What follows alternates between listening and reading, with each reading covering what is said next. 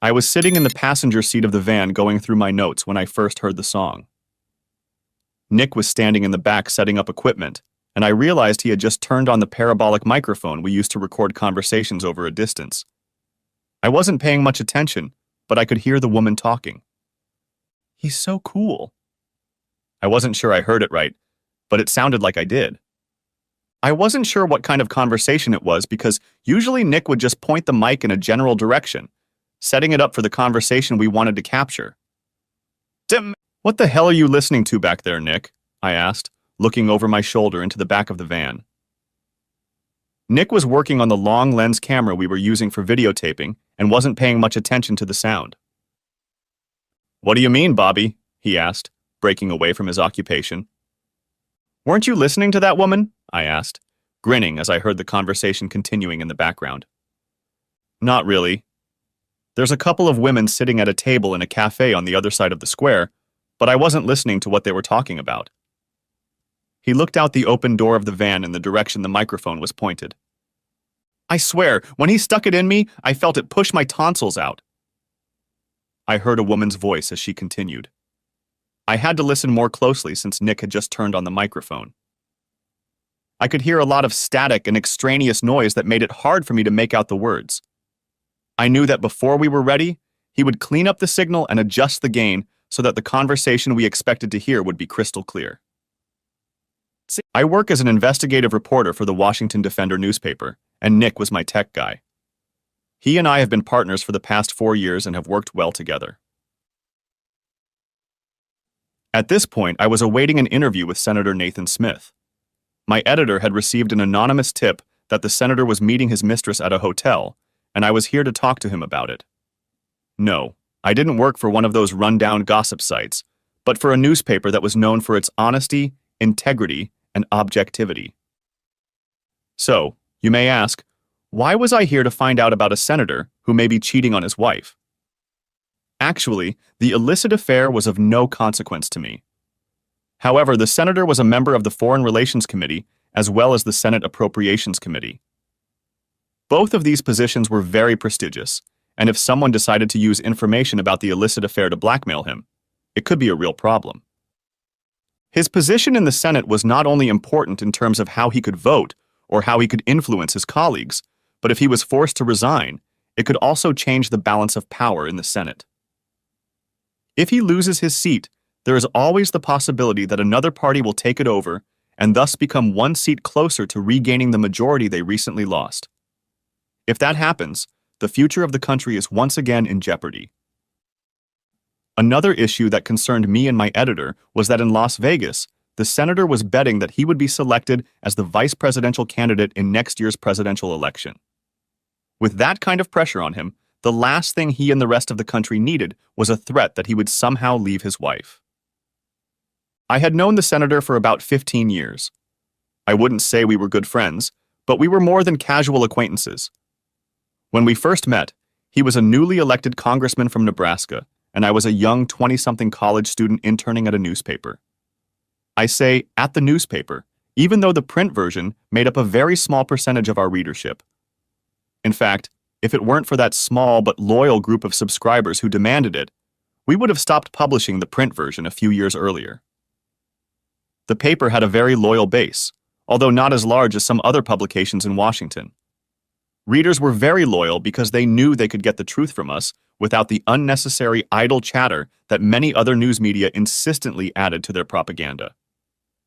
I say propaganda because many of them seem to be in business not to simply report the news, but to present it in a way that incorporated their own political agenda. The driving forces in Washington understood that if something appeared in our publication, it was factual and accurate information. In fact, we didn't print anything without confirmation from one or more absolutely reliable sources. This philosophy has been a hallmark of the newspaper from its founding in the mid-60s to the present day. Our publication was almost mandatory reading for every politician, lawyer, and lobbyist in town. Some of them may not have liked what we published, but every one of them respected what we did. "I can't believe you did something like that, sis." The woman's voice invaded my thoughts again. I really didn't want to listen to their conversation, but for some reason I couldn't stop. I know the extraneous noise and interference made it require more concentration than it should have, but for some reason I couldn't ignore it. I can't believe it either, but it just happened. We were in the house. He was showing us around, and Will went out to the garage to check it out. Gerald and I were in the kitchen, just making small talk. Well, we wanted to have a little fun. But then we heard Will coming back. We pulled away from each other, I heard her say. She mentioned the name Will, and I have a brother-in-law named Will. As Nick started fiddling with the microphone to adjust the clarity of the sound, I suddenly realized I was listening to my sister-in-law Laura, and she was talking to my wife Lynn. So how did it come about that you did get on with this? I heard my wife ask, and she giggled as she asked the question. He took one of his business cards, wrote a phone number on the back and handed it to me, telling me to call him, which I did. Later in the afternoon, we went back to that house and we got down to it. I heard Laura answer my wife. It wasn't? Yes. It was great, said Laura, and I could almost see the smirk on her face as she spoke to Lynn. You're crazy. What are you going to do if Will finds out? Asked Lynn. Will won't find out, and even if he does find out, he loves me enough to forgive me. You're awfully sure of yourself. How many times have you heard the story of a wife cheating on her husband, and he finds out, and the next thing you know, they're already divorced? My wife offered to her sister.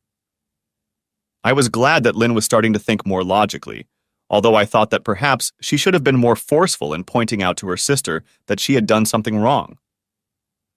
I was surprised at some points in the conversation. Are you listening to this shit? Said Nick, his words interrupting my thoughts about my wife. Yeah, I'm trying to go through my notes, but I can't believe the crap they're talking about. I said, not wanting Nick to know about my relationship with the two women.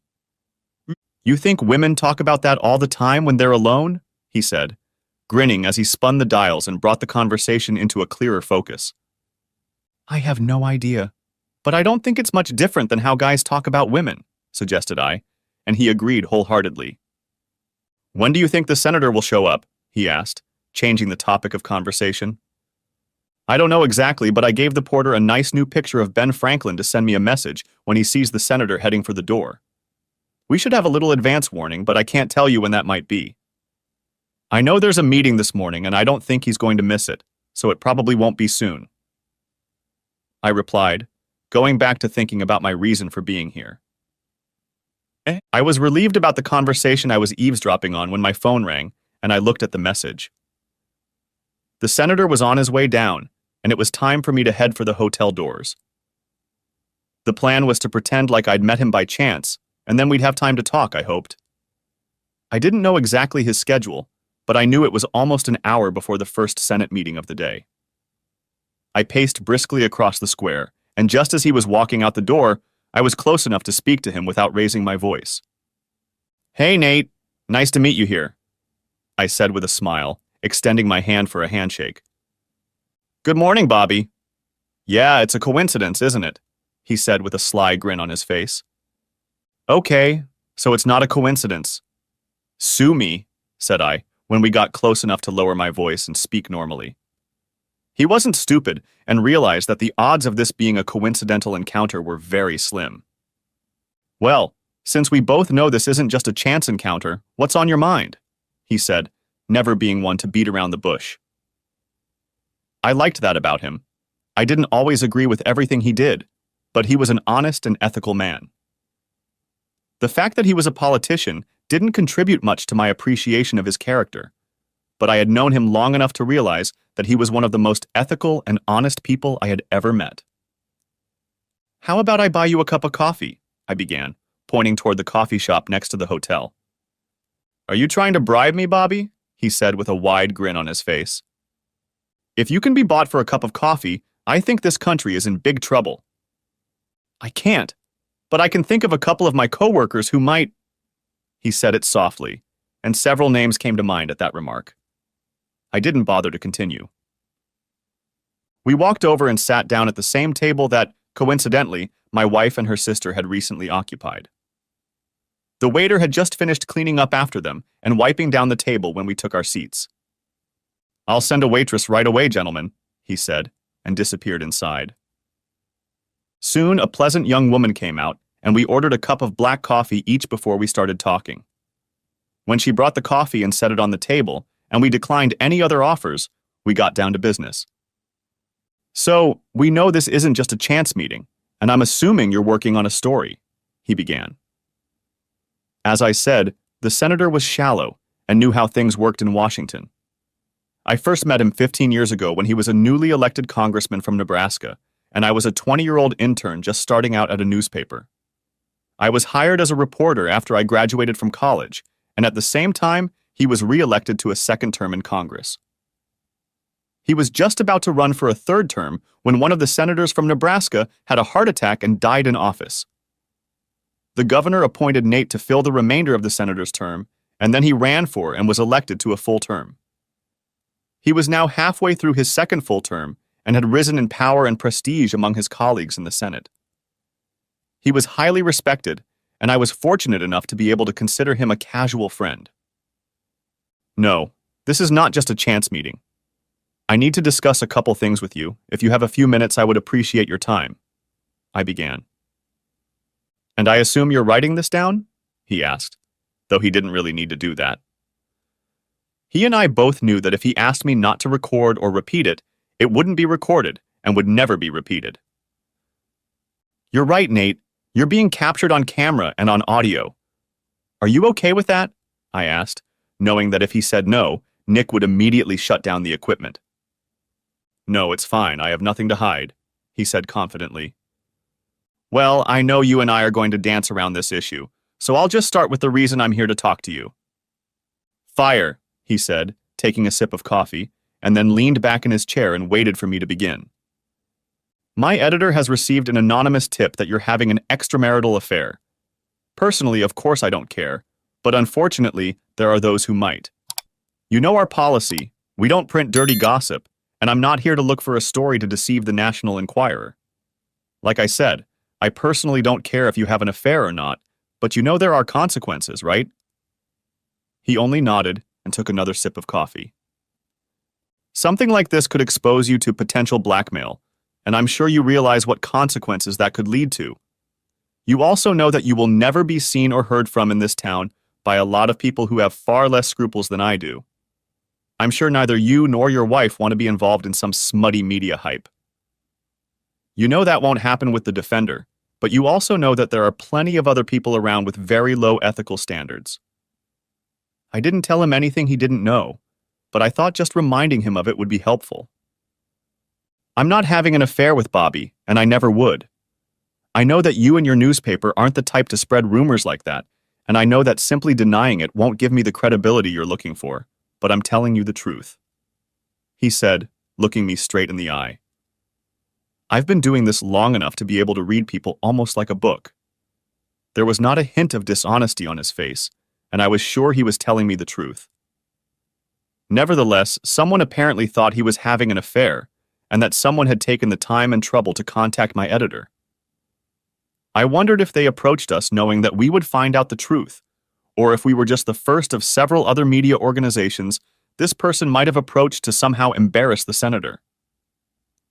"It has come to my attention that you are on the presidential ticket for next year," I said, changing the subject slightly. It was more of a statement than a question, though I suppose he could have taken it both ways. "Huh? I hadn't heard that. Do you know something I don't?" He spoke, keeping a neutral expression on his face. He was a skilled politician, and I wondered if he had learned to lie as well as I had learned to read people's thoughts and emotions. I didn't have to worry about complete honesty, but I sensed that at the moment he didn't know. Of course, the election was almost 18 months away, and I didn't think choosing a vice presidential candidate would happen this far into the election. "Well, if no one has asked you yet, I hope to be the first person you tell about it when it happens," I said, always looking for an angle and a different story.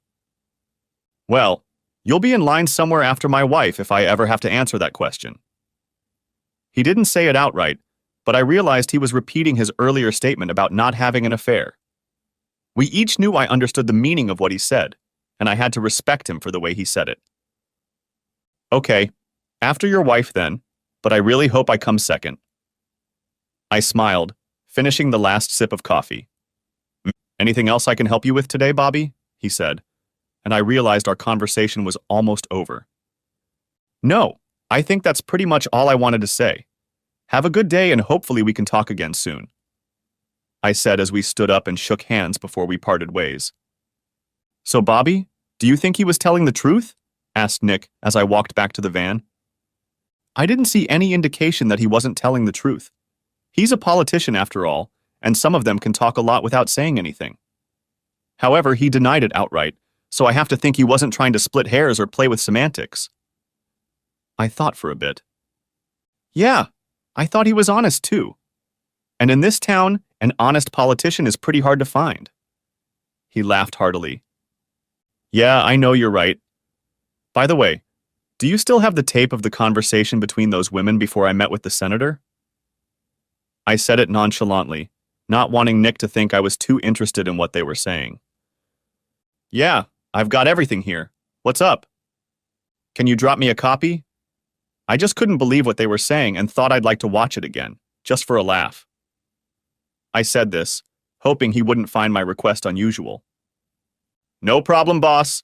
The DVD will be on your desk after lunch, he said, gathering his equipment. Next chapter.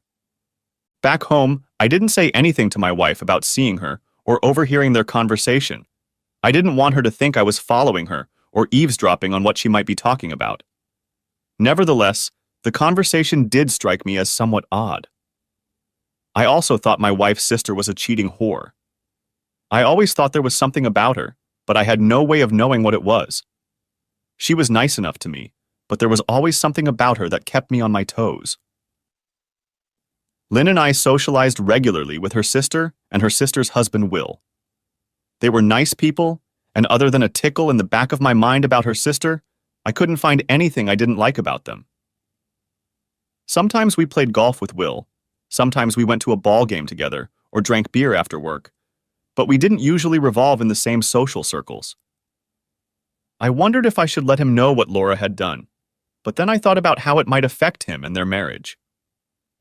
I knew they were looking for a house, and Lynn had told me that although they didn't have any definite plans yet, they were starting to think about children.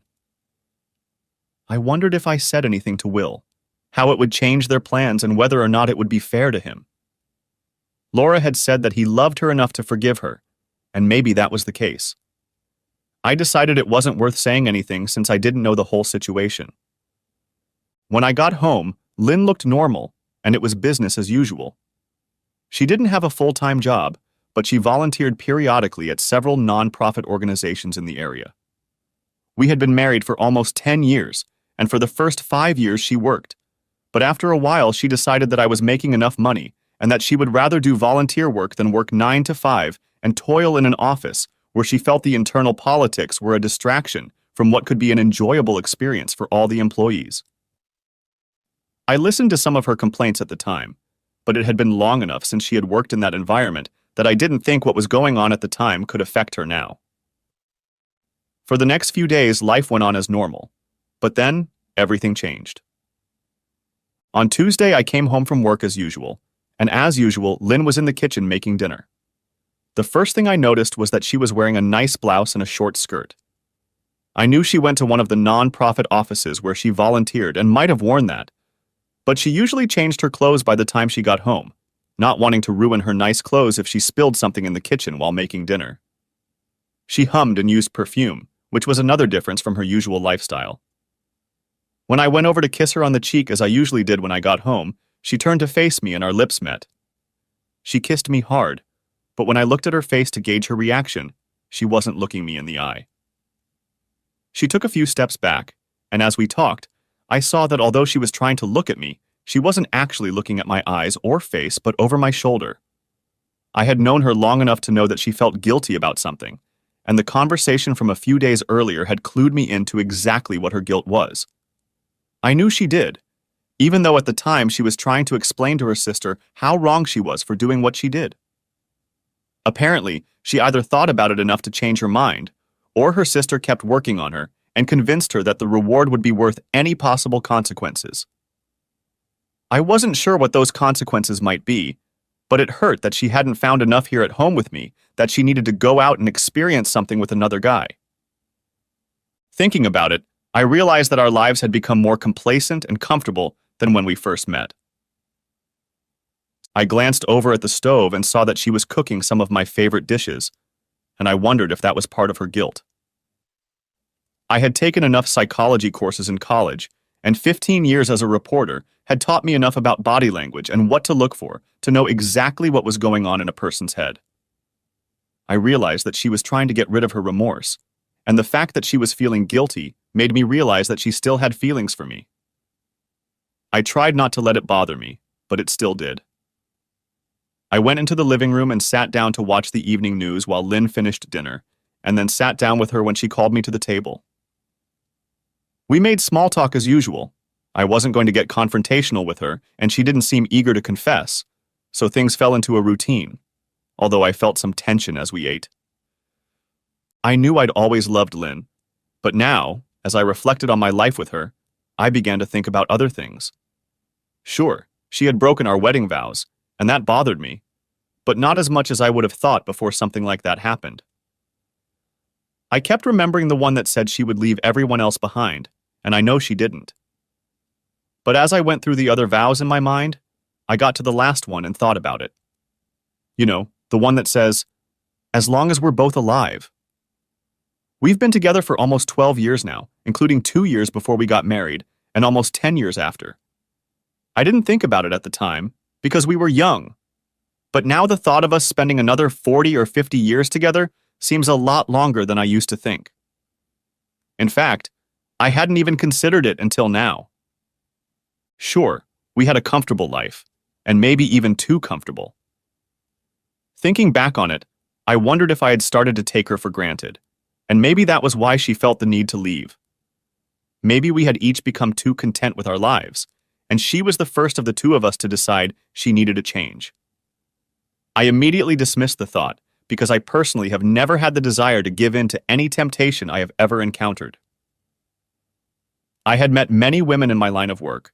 Some of them were my colleagues at the newspaper, and others I socialized with in the line of duty. I was given many opportunities, but I never once seriously considered taking advantage of any opportunity I was ever given by a woman. I was proud of this, but now I had to reflect on the fact that perhaps my personal ethics were flawed. As I tried to analyze all of my feelings, I realized that I wasn't really as angry as I probably should have been. In some ways, I was more angry at myself than at my wife. I never thought she might cheat, nor had I given it much thought.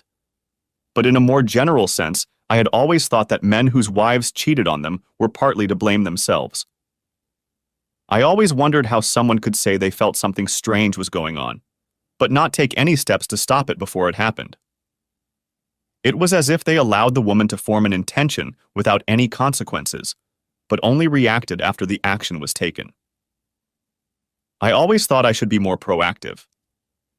If I had just thought my marriage might be in danger, I would have done something to prevent the threat long before it turned into action. Obviously, I fell into the same trap as other men I thought were powerless. I assumed that what Lynn had told her sister a few days earlier in their conversation was true, and didn't look into it further, and perhaps if I had, things might have been different. Next chapter. The next morning I showered and dressed, then went downstairs to find Lynn making breakfast. She seemed to be in a good mood. We ate together sometimes, but we usually went in different directions, and we didn't always have time. I wondered if she was still trying to make amends, but I couldn't judge that from her actions today. I wondered for a moment if she seemed to be making amends to me for any injustice she might have felt about her action, or perhaps she had concluded that since I didn't know, there would be no consequences for her actions. I didn't know what I had decided, but although I was disappointed, I wasn't going to confront her or do anything to change our relationship. I had a few things to do today, and while I tried to minimize Lynn's act, they needed to be done. Nick gave me a copy of the conversation we'd overheard a few days ago, and I popped the DVD into my computer and plugged in my headphones to listen to it in private. I wasn't really surprised by what I heard, although I listened more carefully to get more information. I was sure I had memorized everything, but I just needed to make sure. After listening to the conversation again, I put the disc back in the envelope Nick had given me and closed it in my desk drawer. I had business to run, but I didn't think I'd be gone long. I didn't have my own secretary, but we had a woman who looked after the office, and I informed her that I would be out of the office for probably an hour, but that I would be back soon. After that, I walked across the street to the subway station and took a short ride to the clinic. The thought that Lynn might have brought home some kind of venereal disease from Mr. Bastard gnawed at me, at least figuratively, and I really hoped not literally. I took the tests and was assured that the results would be ready in 2 or 3 days. I don't know why, but I was sure everything was fine. But then again, you never know. I also realized that until I knew, I would have to stay away from my wife. "Hey, Will, how are you doing?" I started the conversation when my brother-in-law answered the phone. "About as good as you'd expect? Nothing changes," he said, though his voice didn't sound as steady as it might have sounded. "Anything new on the housing front?" I figured I could get to the reason for my call, though he didn't know it. He and Laura had been looking at houses, and Lynn told me they were thinking of finding one and then starting their own family. They'd been living in an apartment for the last 4 years, and they'd each decided it was time to get something bigger and start accumulating equity. Nothing so far. We look at the house and sometimes it has a few good features, but mostly there's more negatives than positives. He began in response to my question. "Huh? I thought Lynn said the last house you looked at made an impression on you." I said my wife hadn't said anything of the sort, but I figured I'd lead him down the path I expected him to take. "Really? It had a few pluses, but like I said, there were also a lot of minuses. The garage is small, the yard too. I'd have to drive at least 8 more miles, and the taxes. My God, you can't believe how expensive taxes are," he said in despair. "Welcome to Washington, D.C." I laughed. Life here was a shock to those who had never experienced it before. "I guess we just have to keep looking. I know we'll find something sooner or later, but I just wish these agents would get it into their heads to show me what I want to see. I tell them what I'm looking for, state my price range, and the first thing they do is show me houses that are $50,000 over my upper limit. Then they try to twist my arms and tell me that this house has almost everything I want and that if I don't buy it, someone else will." Will lamented all the downsides of looking for a house. I know he'd never done it before, but a lot of it was pretty typical, regardless of where the person was looking. Lynn and I had done it twice before, our house being the second one we lived in here in the metro area. "Yeah, I guess realtors rank right up there with used car salesmen," said I with a chuckle, and he totally agreed. We continued talking for a few more minutes, and I ended the conversation by reminding him about the barbecue he and Laura were going to have the following weekend. During the conversation, I also learned the name of the real estate company he was using, which was just what I wanted. After I finished talking to Will, I went downstairs and found Gloria. Gloria was an old friend of mine who had worked at the paper as long as I had and worked in the research department. I knew she would help me without question, so I asked her to find some background information on Gerald. She didn't bother to ask why I needed the information and replied that she would have something for me later that day. I knew she would. Gloria was good at her job, so I left the research in her capable hands and returned to my office.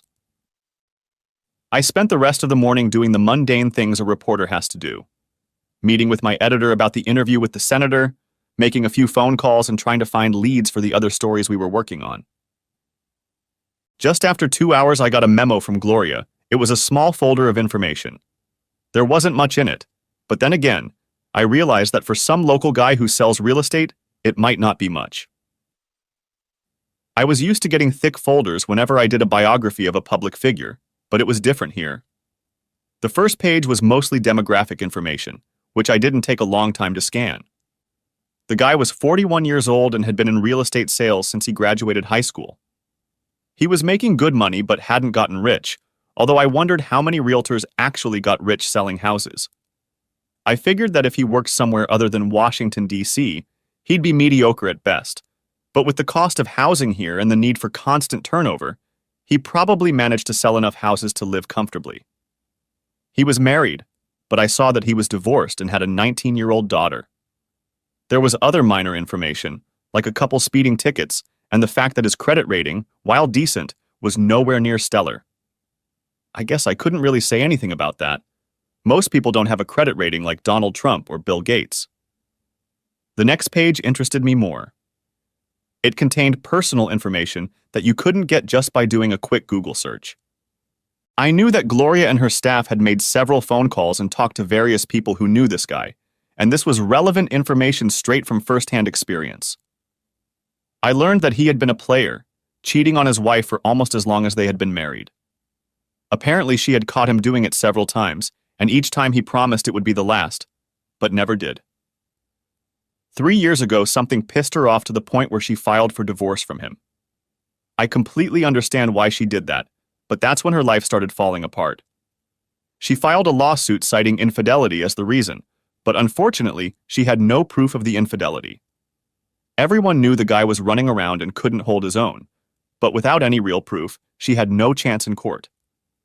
He hired a lawyer who turned out to be a real pit bull, a real bastard in every sense of the word. He used every dirty trick in the book to thwart her attempts to get a divorce. I'm sure she only wanted to leave him, but at the same time she wanted to leave with some assets and dignity intact. Obviously, he didn't want that. His attorney started hinting at mental instability, incompetence, and even started throwing around terms like involuntary guardianship. His wife had been pushed beyond her ability to tolerate, and she had really crossed the line. She had some sort of mental disorder, and his attorney used that as a basis to dismiss her claims.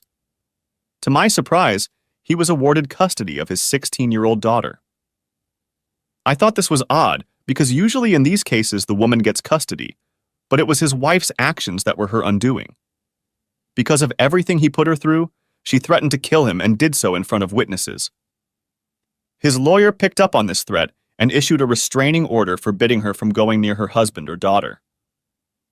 This only plunged her into more depression, and the court said there was nothing they could do but remove the girl from her mother's influence.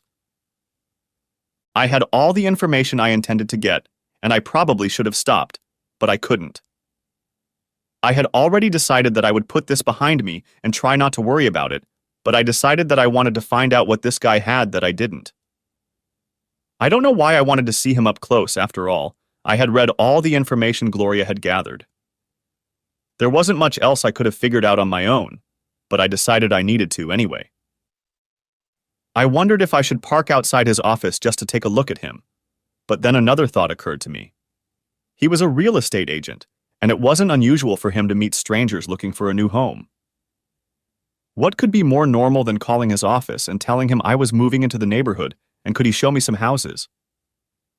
It was stupid, I know, but for some reason, I just couldn't let it go without finding out more about him. I picked up the phone and called, and 10 minutes later I had an appointment with him for tomorrow to look at a new house. I was nervous, but I didn't know why. I met new people all the time, and not always under the most favorable circumstances. I don't know why I should be nervous after all. All I was doing was looking at a house and making small talk with a guy who was trying to convince me of its best aspects. Of course, the guy I was making small talk with was the same guy who had entertained my wife just 2 days earlier. Next chapter.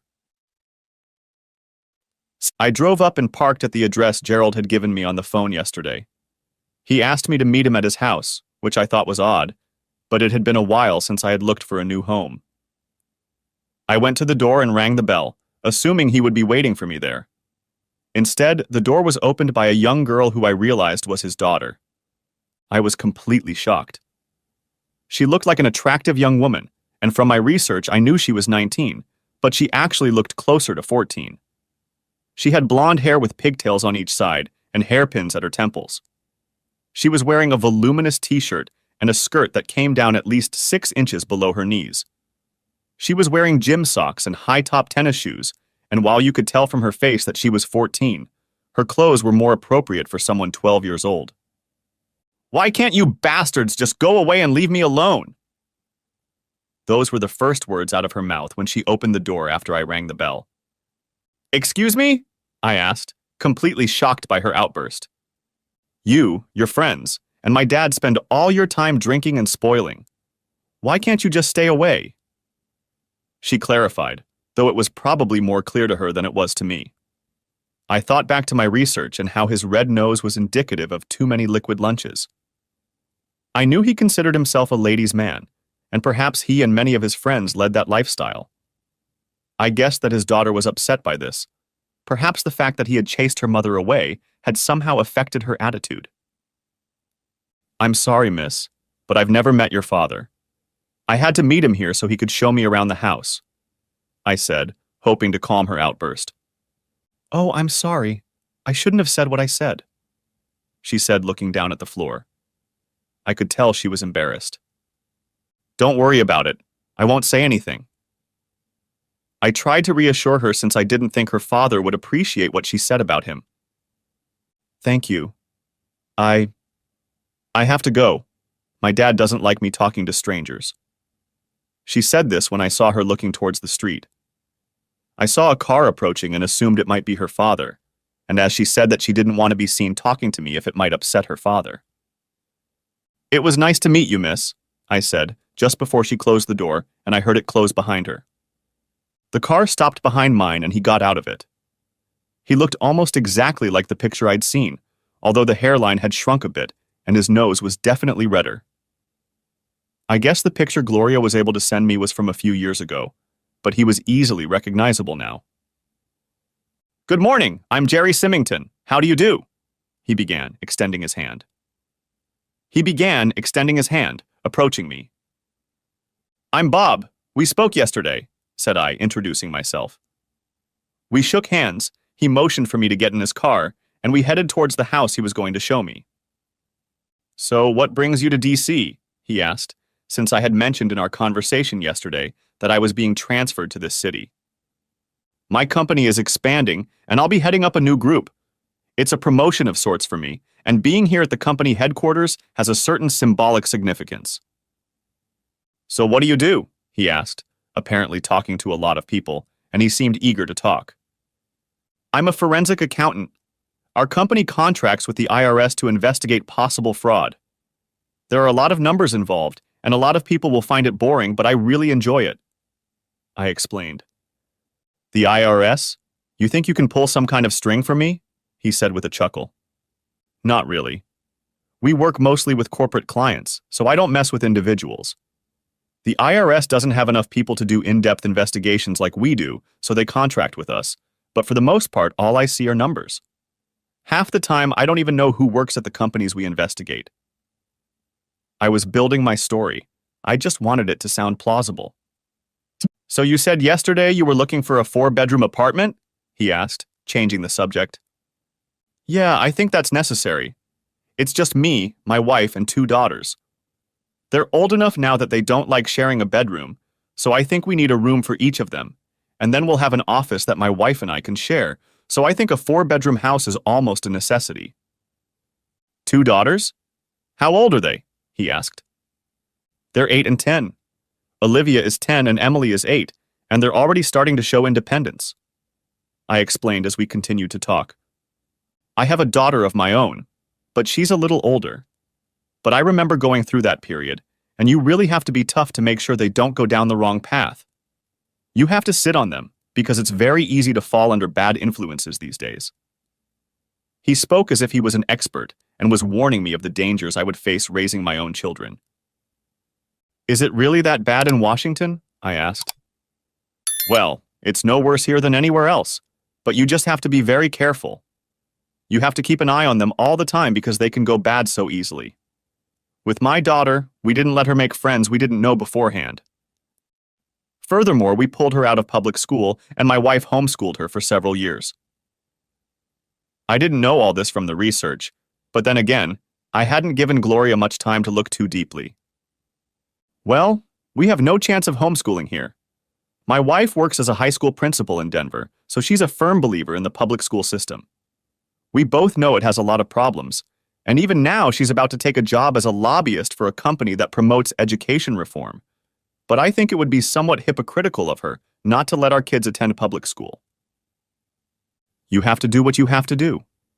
In our case, I think it worked, but other people may have a different experience. I think he was trying to cover himself and not annoy me, hoping he wouldn't alienate me so much that I wouldn't be interested in buying a house from him. So, your wife taught your daughter? I asked. I wondered what he had to say about her. She was good at it for a while, but we're separated now. He explained, and I didn't pursue this conversation further, even though I knew he had basically driven her to a mental breakdown. We pulled up to the house he was going to show me. It was a beautiful, spacious ranch-style house. We went inside and looked around the whole structure. It really did look very nice. I tried to make all the right noises at all the right times. I didn't really want to mess with it, but I didn't want him to think I wasn't interested in the house. My wife and I watched a video tour of the house online, and we really liked it. Seeing it in person is sometimes a little different, but I think I like it. I'm not sure I'm ready to make a commitment, and of course my wife has to see him in person. But I think he has promise. I said this as we finished looking around the house.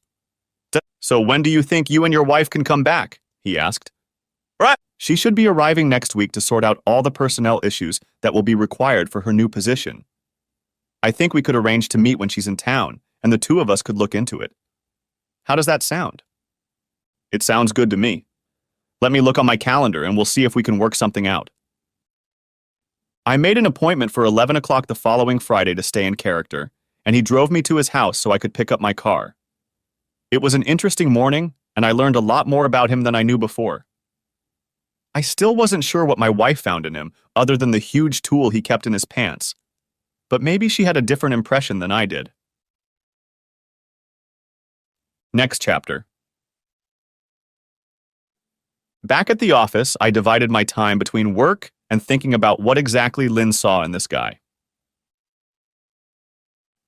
I got home that evening and Lynn was in the kitchen again, cooking dinner. She wasn't as obvious today as she had been earlier in the week, but I got a definite feeling. So, how was your day? She asked as I entered the kitchen, pulled up next to her, and gave her a quick kiss on the cheek, then pulled away as she worked at the stove. It's been pretty normal. Making calls, talking to people, looking for leads, the usual.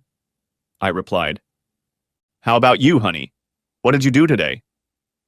Laura and I went to see the house they were looking at the other day. I think they'll probably make an offer on it. It was a very beautiful place, and I think they will be very happy there. She lied to me. I knew from talking to Will earlier in the week that neither he nor Laura were all that interested in the house they had seen. I knew that if he and Laura had traveled anywhere together, it wasn't to see the house. I hope it was worth it, I said, looking at her for a reaction. What? Who was worth it? She said, searching for an answer that wouldn't make her look guilty. The blood rushed from her face, and even if I didn't know what she'd been up to, it wouldn't have been that hard to guess. The guy you were having fun with, I replied simply, and my words made her drop the spoon she was stirring her food with. What are you talking about? I wasn't having fun with any guy, she said, getting defensive and trying to interrupt my words. Look, Lynn, we both know you were, so let's not keep lying to each other. I wasn't with any guy. Were you following me? She didn't realize the stupidity of what she was saying. First, she tries to say she didn't do anything wrong, and then she asks me if I saw her do it. I didn't realize she was that dumb. Apparently getting caught had lowered her IQ by 30 points. I know Will didn't like the house they looked at a few days ago. There's no way in hell he's going to make an offer on it. Would you like to change your story? I said, changing the subject a bit. Okay, I was with the guy for a few minutes, she said hesitantly. I think she was still working on a story I could believe. See, it's a lot easier if you're telling the truth. She seemed to breathe a little easier. It was just a one-time thing, and it will never happen again. She said it in such a way that I could see the gears in her head kicking into action, constructing a plot. That's one, I said simply. One what? She asked, her face now completely confused. One lie. It's the first, but it won't be the last. When I was in Catholic school, the nuns told us that you should never tell just one lie. Once you've told one, you have to tell another to back up the first, and then another to cover up the second. And before you know it, You've told a dozen lies and are so confused that the whole thing falls apart. But I wasn't lying, she replied weakly. No, you lied. You said it was only once, but I know you had fun with that guy last Tuesday. Do you think I'm stupid? You were so guilty that you couldn't wait to get me into bed and try to get rid of the guilt of what you did. I talk to people all the time and I can read them like a book. You knew about this? And you didn't say anything? She asked incredulously. Of course I knew about it. And I didn't say anything because I figured it was a one-time thing. I don't know why you did it, so I figured it didn't mean anything. I'm sure I'll hear the "it was just sex" argument soon, and it didn't mean anything to me. But apparently it was important enough to you that you came back for more. It meant nothing to me. I love you, not him. I didn't think it would be long before she got to that sentence. Like I said, it meant enough to you that you couldn't keep it to one time. So is this going to be a regular occurrence from now on? I asked, not knowing what she might be thinking. My original plan to just ignore it and move on had changed considerably. No, it won't happen again. I only love you and I don't want stupidity like this to come between us. She said this, and I saw tears appear in the corners of her eyes. I wasn't sure if she was truly sorry or if she thought she had given up the life she led just for the chance to experience new things. What do you want to happen, Lynn? I asked, still not realizing how I felt about it. I want our life to be like it was before. I don't want any problems. I'm going to get over this and I want you to do the same. That's not going to be easy for me to do, honey. Apparently, I'm not enough for you. You're going to have to look for someone else. And what do you want me to do? Assume that you won't think about him while I'm making love to you? And if I make love to you at all, how do I know you didn't bring something home? Gerald didn't give me anything, she said firmly. Gerald? And how do you know that? Or did you just decide he couldn't possibly have an STD? If I were you, I'd get your ass to a clinic and get checked out. I said this hoping to scare her.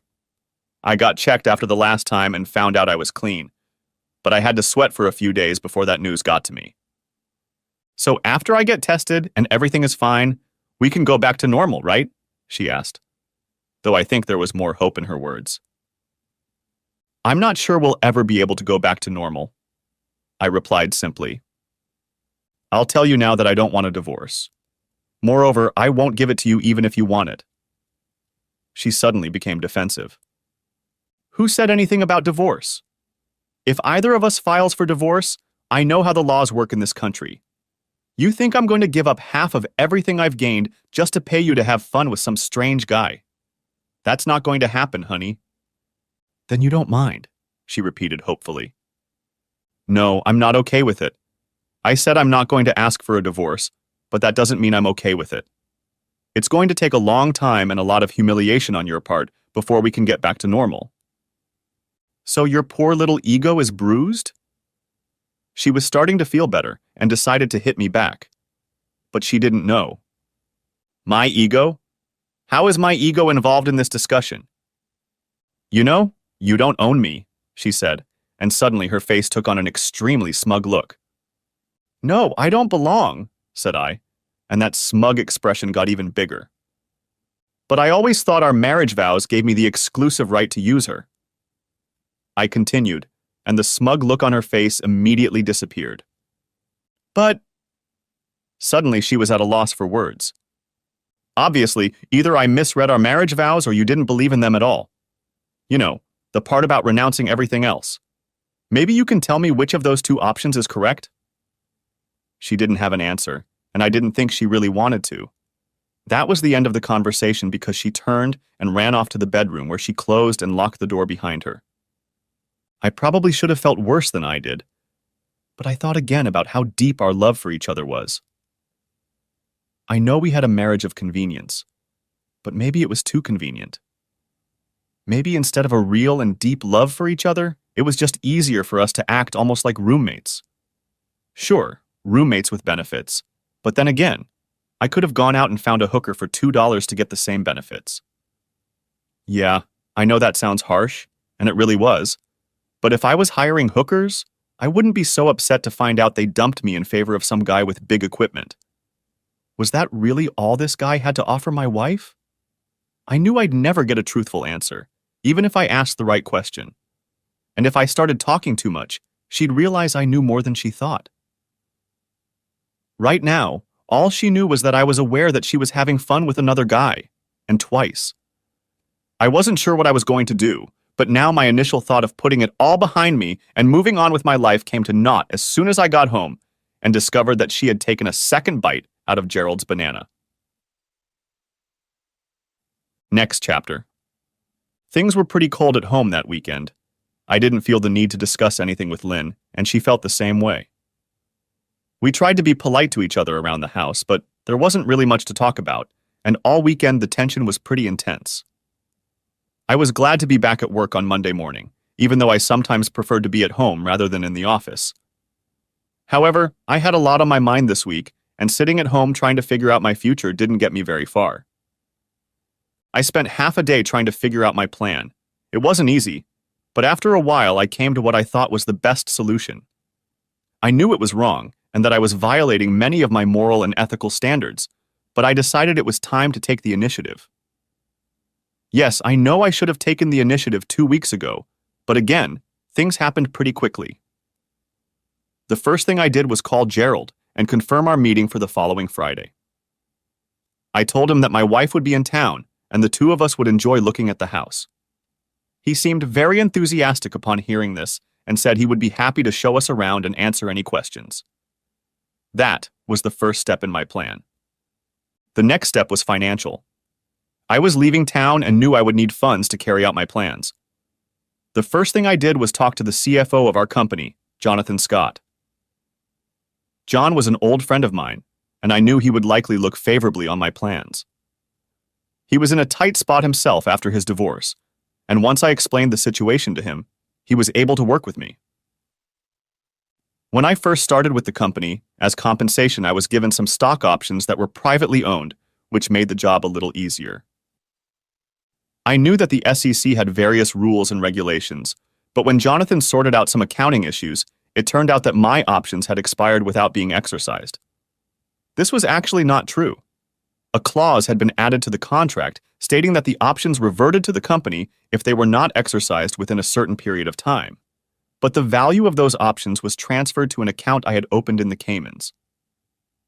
There was little paper trail, and I doubted that my disappearance would lead to a serious investigation of my finances. I had also cashed out my 401k retirement plan. I knew that if I stayed here, I would be hit with taxes as well as an early withdrawal penalty, but I didn't expect that to be a problem, and the entire amount was transferred back into my account in the Caymans. Most of my investment was liquidated, and the proceeds ended up in the same account, and I soon had a nice nest egg to support me for a while. The last step was to get a loan against the house and transfer the proceeds into the same account. We had about $150,000, and with an 80% interest, I was able to transfer another $120,000 to my account in the Caymans. This brought my total funds in the Caymans to almost $800,000, and I believe I will be able to live comfortably on this money for some time in the future.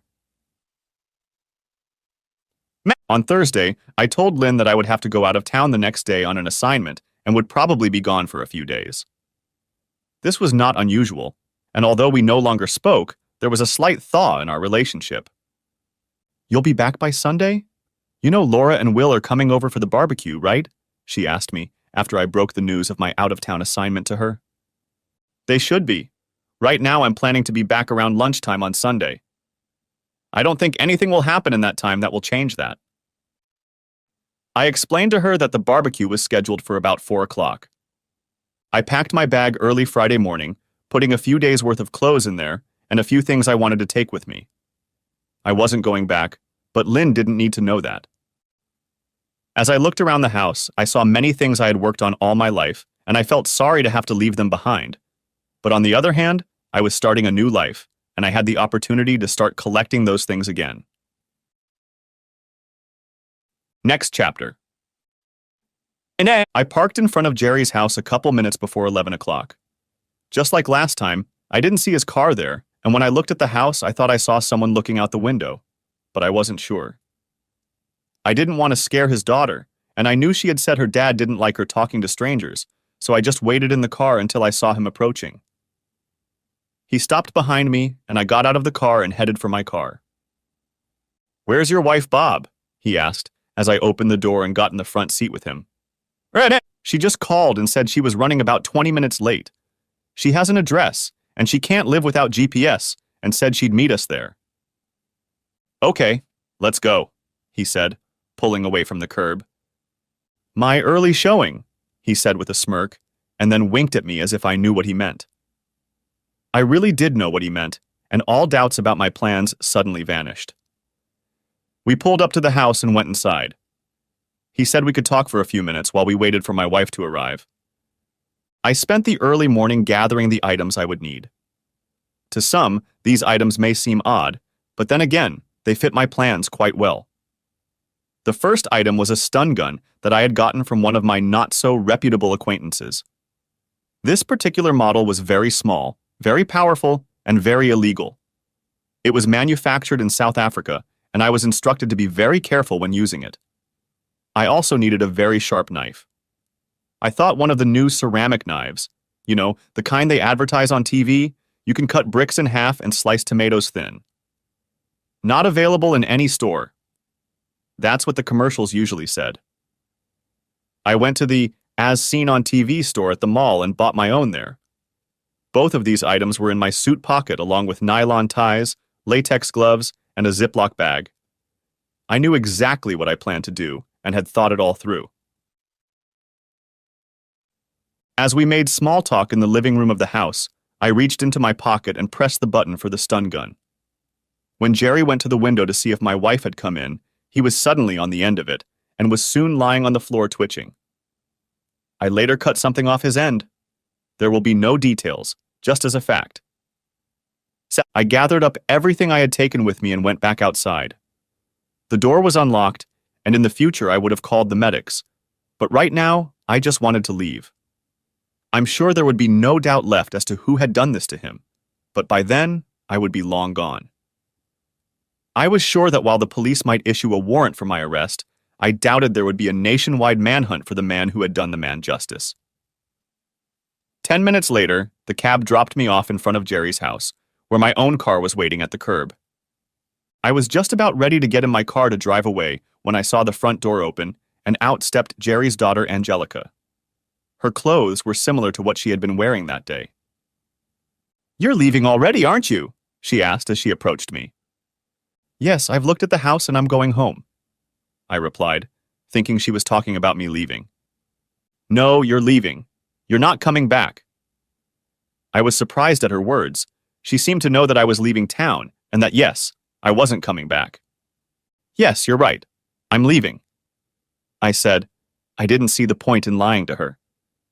"Take me with you," she asked, though there was more of an imperative in her words. I was about to tell her I couldn't, when I suddenly wondered how she would be able to take care of herself. Of course, her father would be incapacitated for a while, and I didn't know if she was capable of taking care of herself or not. What could happen to her? I knew from the research I had done that her mother was not capable of taking care of her, and her mother's parents already had a hard enough time taking care of their own daughter, and another person would probably be an overhead for them. Angie also told me later that she was very disappointed in her mother for not fighting to get her away from Jerry. I had no thoughts about her father's parents, even though I knew nothing about them. That was another part of my plan I hadn't considered. "Okay, take whatever you need," I said, though I wasn't sure I should have. She ran off into the house and came out of there 2 minutes later with a small purse and nothing else. "That's all you took?" I asked incredulously. "I don't need anything else." That was all she said. Then she got in the car with me and we drove off. "Don't you want to know where we're going?" I asked, more to say something than really meaning it. I knew where I was going, but the fact that I was taking someone with me was never part of my plans. In fact, I had no idea what I was going to do with this girl. She was in the car with me now, and we were heading to the airport. "I'm leaving this house and coming with you. That's all I need to know." She didn't seem sad or just a little curious. It seemed strange to me, but I didn't know anything about her at the time. Before heading to the airport, I had one more stop to make. I went into a FedEx store and asked the clerk for a small box. I wrote a short note to Will beforehand and folded it and put it in the bag along with a DVD of Lynn and her sister at the coffee shop. Will, ask yourself why these two are so upset. Don't limit yourself to the obvious. Also ask yourself why they seem so familiar with the subject. I sealed and inscribed the address on the box, then asked the salesperson to set it aside for delivery on Sunday afternoon, when Laura and Will would be at the house with Lynn for a barbecue. She assured me that the box would be delivered as instructed. We drove to the airport and I parked in the long-term parking lot before we took the shuttle to the terminal. I asked for directions and found my way to a small hangar where private planes were parked. We boarded an airplane that was chartered by a newspaper, more specifically the CEO, Ed Murrow. He and his wife were going on vacation to Florida, and I asked for a ride. Angelica's presence with me caused a few raised eyebrows, but no one said anything. Ed and I had become good friends when he hired me at the newspaper 15 years ago, and while he had no personal experience with divorce, his son had taken the fall after his son's wife was caught cheating. He was well aware of how badly a husband is treated in such cases and did not hesitate to help with my plans, although I did not fill him in on any of the details. Ned! During the flight, I made small talk with him and his wife, but Angelique said nothing. She sat wide-eyed and gazed curiously out the window and at everything inside the airplane. I had no doubt that she had never flown, but that fact didn't seem to bother her as the plane continued its journey south. Once the plane landed in Miami, everyone got off the plane and a limo pulled up to Ed and his wife. There was enough room in it for Angelica and me, even with my one suitcase and Angelica's purse. We drove to the dock and then boarded a large luxury charter fishing boat. Ed and his wife were going fishing. They both loved being on the ocean and hunting for trophy swordfish and marlin. I quickly called the DC police and reported the home invasion where Gerald was presumably still there, tied to the stair railing. They would find him and get him medical attention. I dropped my phone as we were out of cell phone range. Angelica and I shared a cabin, very nicely furnished and very comfortable. We spent almost the entire trip in it, which took 2 days, but soon the ship docked in Grand Cayman. This was my final destination, and apparently Angelica's. I still didn't know what I was going to do with her, but the thought of just leaving her somewhere wasn't even considered. Next chapter. I bought a small house on the island where I was going to spend my time. I had originally planned to just lay around and relax, but I had never led a sedentary lifestyle. I wasn't sure what I was going to do, but I knew I had to find something to do. Now I had more important things to do. When I bought the house, it had a few basic furnishings, but when we moved in, I realized we would have to buy a few more things to make it livable. I still wasn't sure about Angelica, but since the house had 2 bedrooms, one would be hers and the other would be mine. We spent the first week in the house buying the necessary furniture and picking out her clothes. Of course, the clothes she was wearing when we arrived were totally unsuitable for island living, so a visit to the clothing store was necessary. She picked out a few t-shirts, shorts, and a pair of sandals, but felt uncomfortable asking me to buy her anything. I can't let you buy me things. I don't have anything to pay for them. She embarrassedly told me to pick out whatever she saw fit. Since I knew next to nothing about what young women could wear, I left all decisions in her hands. Nevertheless, after a few days she became more comfortable, and we began to get to know each other better. There was plenty to do on the island, but playing tourist was not on my list of things to do at the moment. We spent time talking and exploring our neighborhood a bit, which included other houses, and we met and talked to a few people, though none of them we were able to be friends with long enough. We went into town and sometimes ate at a small cafe, but more often we bought food from the market and brought it back to the house, where I discovered Angelica was a very good cook. We ate lots of fresh fruits and vegetables and seafood, although living on a tropical island, this was to be expected. Epilogue. What happened to get us here? Jerry came out of the hospital after a 2-week stay. He was broken. He felt like anyone who saw him would immediately realize he wasn't that kind of man. At first, he tried to reconcile with his ex-wife, but she had already been in therapy for 3 years and was much stronger. When he suggested she get back together, she told him to back off. I thought it was funny, not only because of the impossibility of doing what she said, but because he couldn't do it now, even if it were physically possible. He went to his house and rarely came out of there, depressed and embittered. Lynn now lived with her sister Laura in a cheap apartment. The first time after I left, she found that she couldn't make her mortgage payments as well as her home equity loan. I know I'm a bastard, but in my opinion, she deserved it. She didn't have a paying job, but soon had to find one. But even then, her professional skills were outdated, and finding something that paid enough to cover her expenses was impossible. Senator Smith wasn't having an affair. It turned out that his wife had an affair with a married man and ended up pregnant. As was customary at the time, she left to visit relatives and returned about 8 months later. In the meantime, her mother gave the young woman a new sister. Nate offered to shelter the girl, but by then, her life had already taken shape, and she only knew that Elizabeth was her older sister. Soon the girl fell into bad company and became addicted to some recreational drugs. Nate and his wife found her and put her in a hotel to give her a chance to dry out. Doctors, nurses, and various therapists visited her to keep her confidential. They were looking for a quiet rehab facility in rural Nebraska. The rumors were never in the public domain, but one jerk reporter asked him about it on camera. "If you think I'm having an affair and you can prove it, knock yourself out." He turned and walked away, and that was the end of the story. I was sitting on a beach blanket when Angie finished swimming in the ocean. I couldn't join her as I was looking after our 3-year-old Olivia and her 15-month-old sister Emily. Yes, that was the name of my imaginary children when I was creating the background for Jerry. I didn't give Angie all the details, but when I suggested each name, she liked the choices.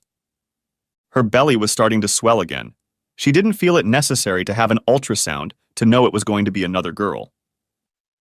We told the girls about the imminent arrival of a new sister, and each of them was thrilled.